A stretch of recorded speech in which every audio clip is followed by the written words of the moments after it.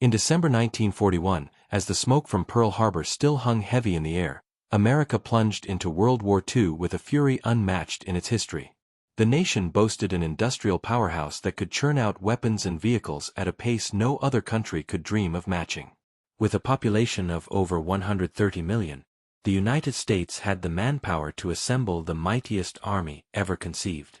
Top military strategists laid out a bold blueprint to Army Chief of Staff George Marshall, an unstoppable force of 200 divisions, nearly 10 million fighting men strong. This juggernaut would eclipse the German Wehrmacht at its zenith and dwarf the Soviet Red Army's sprawling ranks. Backed by America's endless factories, it promised to crush the Axis powers under sheer weight and will. Marshall studied the plan intently, poring over the charts, the timelines, the meticulous forecasts of training, outfitting, and deployment. Then, in a moment that left his advisors reeling, he rejected it outright. He didn't just trim it, he slashed it ruthlessly, first in half, then again. The U.S. Army, he declared, would cap at just 90 divisions. His team stared in disbelief, convinced their leader had faltered under the strain. The British allies were aghast, whispering that America was squandering its greatest edge. Even Stalin, commanding a colossal 400-plus divisions on the Eastern Front, shook his head at what seemed like inexplicable restraint from the world's richest nation. Why would the United States, with resources to spare, deliberately hobble itself? This wasn't caution, it felt like madness. German spies, piecing together intelligence on American plans, scratched their heads in confusion. Surely, they thought, the Yankees would overwhelm with numbers alone. But Marshall's choice wasn't a blunder, it was a daring masterstroke, rooted in a profound insight into the mechanics of modern war. He wagered that superior gear, swift movement, and relentless firepower could outmatch brute size. That 90 elite divisions, lavished with the best America could produce, would achieve what 200 standard ones never could. It was an unproven theory, forged in the fires of urgency, and if it failed, the Allies' hopes might crumble entirely. To grasp the boldness of Marshall's stand, step back to the chaos of early 1942. The world map was a tapestry of Allied defeats. Japanese forces swept through the Pacific, claiming the Philippines and toppling Singapore in a humiliating blow to British prestige. Burma fell next, opening a path toward India and threatening the jewel of the empire. Off America's coasts, German U-boats prowled like wolves, torpedoing merchant ships at a rate that outpaced replacements, choking supply lines to Europe. On the Eastern Front, the Soviets teetered on collapse, pleading for a Western invasion to draw German troops away. Stalin's messages to Roosevelt grew desperate. Without a second front soon, Russia might sue for peace, leaving the Nazis free to turn westward. Amid this global storm, U.S. planners crunched the numbers and saw one clear path: mass mobilization. The War Department's blueprint envisioned 200 divisions, structured into vast armies and army groups, demanding about 9 million in frontline roles and 2 million more in logistics. This mirrored age-old military wisdom: bigger armies win bigger wars. After all, Germany had steamrolled Poland, France, and much of the Soviet Union with around 150 divisions at peak strength. America, with its demographic and economic superiority, could surely go bigger. The plan had heavyweight champions. Secretary of War Henry Stimson endorsed it fully, as did much of Marshall's inner circle. Demographically, it fit like a glove. Over 16 million American men were of draft age by 1942, so pulling 11 million for the Army left ample reserves for the Navy, Army Air Forces, and vital factories churning out tanks and planes. Marshall absorbed the pitches, nodding thoughtfully. Then he began probing with questions that pierced the optimism. Where exactly would the arsenal for this behemoth come from? His staff pointed to the miracle of American industry, already shifting into overdrive, poised to outproduce the world by 1943. Undeterred, Marshall drilled deeper. How many rifles for 200 divisions? Machine guns? Mortars? Tanks? The tallies ballooned. Each division needed thousands of firearms, hundreds of heavy weapons, and over 2,000 vehicles just for basic mobility. Multiply by 200, and you're staring at 400,000 trucks alone, not counting spares for the inevitable breakdowns of battle. But then came the pivotal query that silenced the room: who builds all that? Factories, yes. But manned by whom? Auto plants converting to war production would demand hundreds of thousands of skilled laborers, rippling out to steel mills, rubber refineries, and supply chains employing millions more. These weren't soldiers, they were the backbone keeping the machine humming. Draft them, and production grinds to a halt. Marshall pressed on relentlessly. How do we ship 200 divisions across oceans? The merchant fleet was already bleeding from U-boat strikes. Building enough transports would devour shipyards and workers who couldn't don uniforms.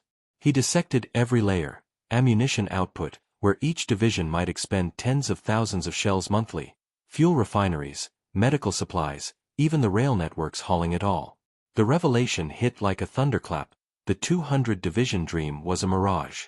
It would devour America's workforce in invisible support roles, leaving the combat units underfed and immobile. The beast would starve itself before ever biting the enemy. Yet Marshall's vision went beyond mere feasibility. He'd scrutinized German blitzkrieg successes since 1939, from the lightning fall of Poland to the rout of France and the initial thrusts into Russia. The Wehrmacht hadn't triumphed through superior numbers. Often, they were outnumbered. Take Army Group Center's 1941 drive on Moscow, about 60 divisions obliterating Soviet forces 3 times their size. The secret: precision equipment, rigorous training, integrated firepower, and above all, mobility. Panzer units slashed through lines because they had the trucks, fuel, and mechanics to keep rolling. Marshall internalized this shift. In the era of tanks and planes, warfare rewarded efficiency over excess. America's true weapon wasn't bodies, it was factories. The goal wasn't maximizing divisions but maximizing their punch. So, he pivoted to a streamlined force. 90 divisions, each a marvel of modern armament. These units would brim with advantages no foe could counter: lavish artillery, air cover on demand, and supply lines that never snapped. Critics decried it as timid, but Marshall saw victory in the details. By mid-1942, political heat intensified. Headlines blasted why populous America lagged Britain's division count. Congressmen grilled Marshall in hearings, demanding more aggressive expansion. He held firm, drawing on his World War I roots. Back then, as a staff officer in France, he'd orchestrated logistics for the AEF, witnessing how supply failures doomed offensives. Troops with empty magazines or stalled trucks weren't assets, they were liabilities. Now, observing Germany anew, he noted cracks in their facade. Despite tactical brilliance, Nazi logistics frayed by 1942. Panzers idled for parts, artillery hoarded rounds, infantry trudged with horses amid fuel shortages. Prioritizing frontline teeth over logistical tail was proving fatal. Marshall inverted the formula.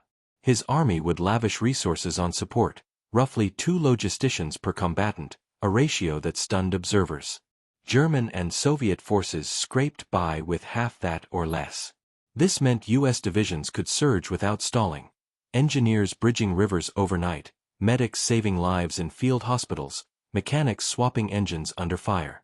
Organic to each infantry division, over 2,000 vehicles for unmatched speed, plus artillery battalions, 12 105mm howitzers and 4 155mm guns, with corps-level heavies attachable for barrages that pulverized defenses. Air integration sealed the deal. General Hap Arnold's Army Air Forces meshed seamlessly with ground ops, summoning fighter bombers to soften targets in real time. This wasn't excess, it was endurance. A German division might blitz for days before gasping. American ones pressed for weeks, resupplied endlessly. In essence, Marshall wasn't assembling a large army, he was crafting an invincible one. The North African landings in November 1942 offered the first glimpse. Torch forces arrived with abundance, ammo crates stacked high, fuel depots overflowing, repair shops buzzing. German commanders, accustomed to scarcity, marveled as U.S. artillery unleashed volleys without rationing. Early stumbles, green troops fumbling maneuvers, were forgiven because the system absorbed them. Units retrained on the fly, bolstered by reserves that arrived equipped and ready.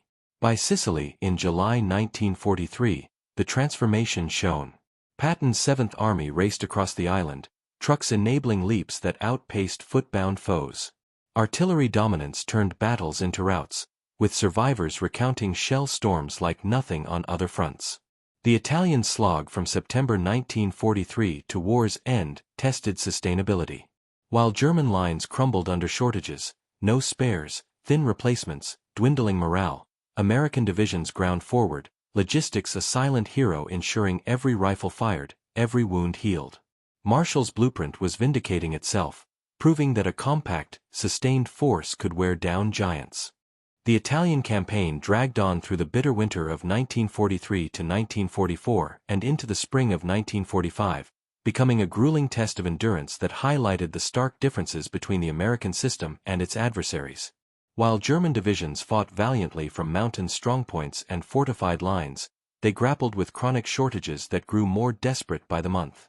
Fuel deliveries trickled to a halt, forcing units to abandon vehicles or rely on captured Allied gasoline. Ammunition rationing meant artillery batteries often fell silent after a few salvos. Replacement troops arrived in dribs and drabs, many undertrained and poorly equipped, thrown into the line to plug gaps that widened daily. Spare parts for tanks and trucks became mythical. Mechanics improvised with scavenged pieces, but breakdowns mounted relentlessly. Morale suffered as soldiers watched their comrades fall without hope of swift reinforcement or evacuation. In sharp contrast, American divisions rotated fresh units through the front, drawing on a deep pool of trained replacements who arrived fully outfitted. Medical teams evacuated wounded men rapidly to rear hospitals equipped with the latest techniques and supplies, saving lives that might otherwise have been lost. Engineers constructed roads and bridges under fire, keeping supply convoys rolling even in the muddiest conditions. Signal companies maintained constant radio and telephone links, allowing commanders to coordinate strikes with precision. This relentless sustainment let U.S. forces maintain pressure without pause. Attacks could follow one another in succession, wearing down defenders who had no respite. The true vindication of Marshall's vision arrived on the beaches of Normandy in June 1944. Operation Overlord represented the largest amphibious assault in history, and it rested squarely on the foundation of those 90 well-supported divisions. The invasion succeeded not because America had flooded the continent with endless troops, but because the forces that landed brought overwhelming advantages in every category that mattered. Naval gunfire from battleships and cruisers hammered German coastal batteries. Allied air forces achieved total supremacy, denying the Luftwaffe any meaningful response.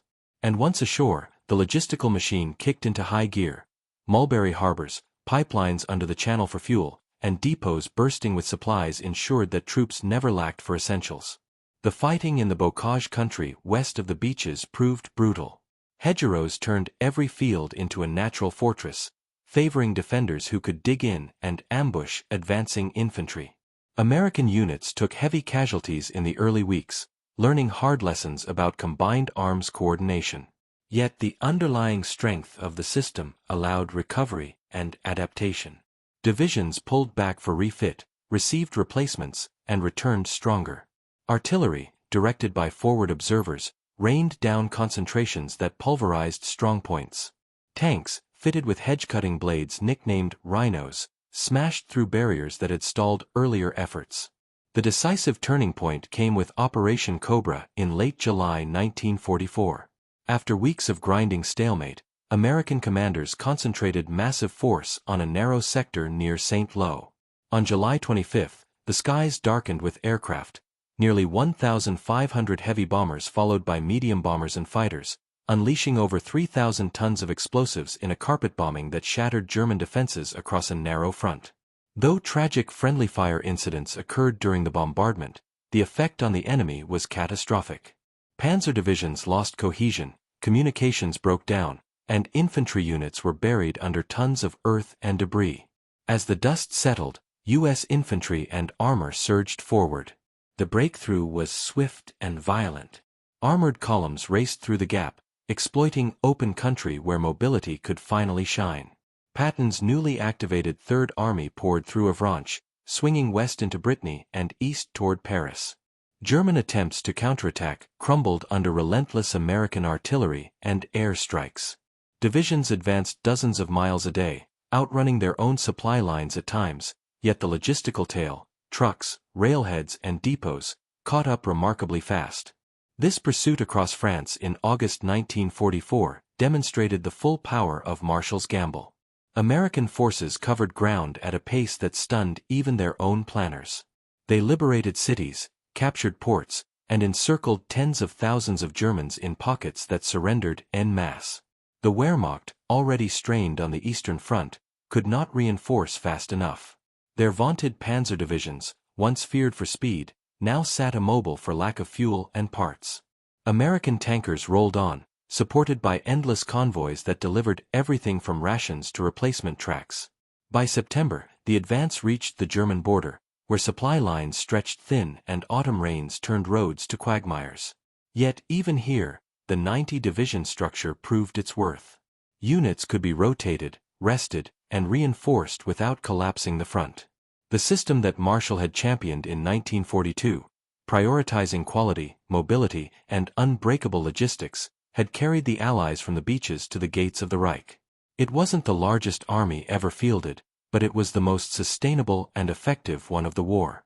Post-war interviews with captured German generals revealed a consistent theme of astonishment at American capabilities. They spoke with grudging respect of the thunderous artillery barges that seemed to never end, the fighter bombers that swarmed like angry hornets, and above all, the abundance that allowed U.S. troops to fight without the constant fear of running dry. One senior officer described it simply: the Americans fought as if they had factories in their back pockets, always ready to deliver more. Marshall's decision to limit the army to 90 divisions had been a calculated risk born of deep understanding. He recognized that industrial warfare rewarded the side that could keep its forces supplied, mobile, and fighting longer than the enemy. Raw numbers mattered less than the ability to sustain combat power indefinitely. By choosing sustainability over size, he created an army that could adapt, endure, and ultimately overwhelm opponents who had once seemed invincible. The lesson endures. In an age of mechanized and technological conflict, victory belongs not to the largest force, but to the one that masters the art of support. George Marshall understood this truth when few others did. His 90-division gamble wasn't caution, it was genius. And because he dared to say no to the obvious path, the Allies found the one that led to triumph. The war ended not with a flood of men, but with a torrent of well-supplied, well-equipped divisions that never stopped advancing until the enemy had nothing left to give.